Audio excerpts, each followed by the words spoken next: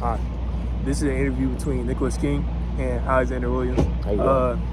The discussion that we'll have today is about how Black people kind of interact with each other on social media / the internet, and also how people view Black people and culture as well over the internet.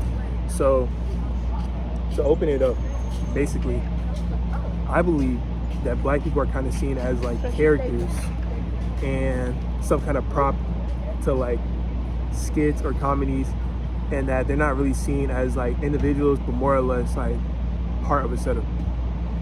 I definitely agree with that. I mean, obviously we see that Black culture, Black people, we are the entertainment for the world, whether it's singing, dancing, rapping, we are the entertainment. So that's also reflected in our social media.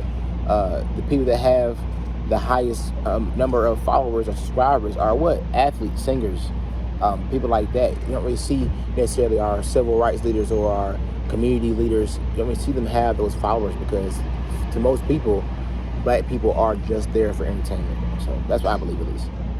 So with that being said, do you feel like social media has been doing a lot of negative to Black people rather than positive?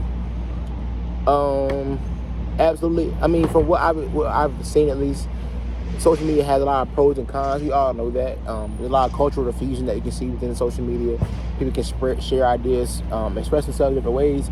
But the negative part is the need for attention, the need for comparison, and things like that. So we see a lot of people flexing, especially within our community, flexing their money, literally flexing their clothes, outfits. Sometimes it's in a positive intention, but sometimes it's literally to look better than others, flexing on people. That's what they say. So our culture definitely has been negatively impacted because instead of it being about unity and coming together, most of the time social media has been used to say, hey, I'm better than you, I look better than you, I got my money to you, which is very divisive. So yeah.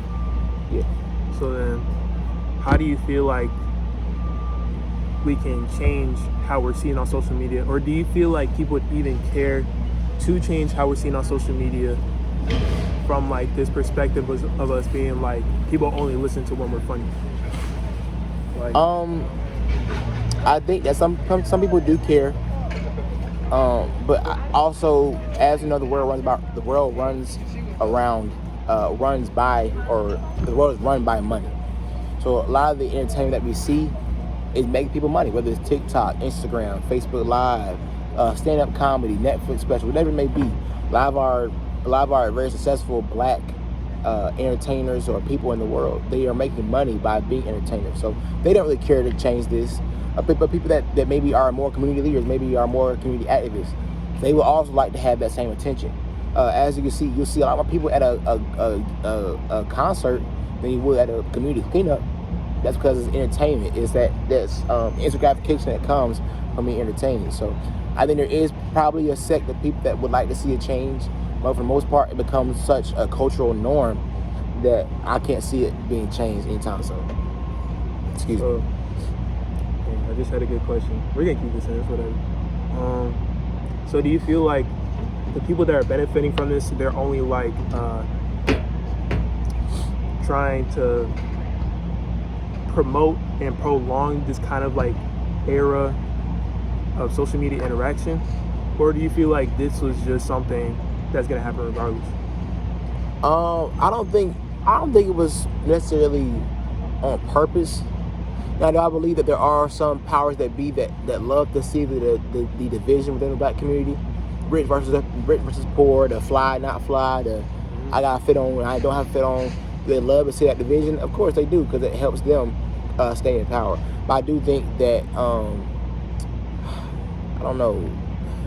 I think that it's a byproduct of how our community has progressed over time with the rise of hip hop culture, which is literally about bragging about what you have, what you don't have, what you've done, what you haven't done. That's really what it's based on. That's the foundation of hip hop culture. So I don't know. I don't think it's on purpose. I think it's just been the consequences of how we've seen our culture develop over time. We'll let them pass by. Intermission.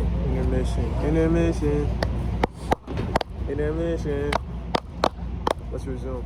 So my last question here would be, do you think at the end of the day that this even matters? Like how black people are seen on social media, and do you think that's something impactful?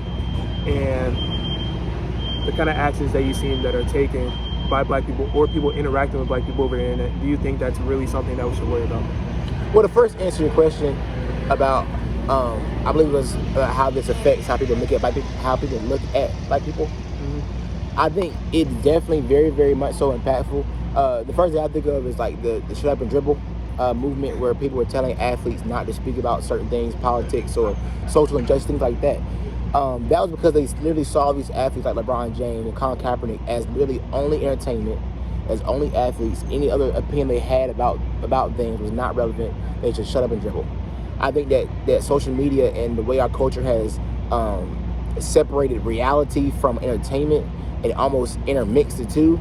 I think it has made many people see our great entertainers, whether it be athletes, singers, whatever, as just those things, instead of realizing that they are people behind the scenes as well. They have values, they have beliefs and morals that they would love to help upstand and help keep in place.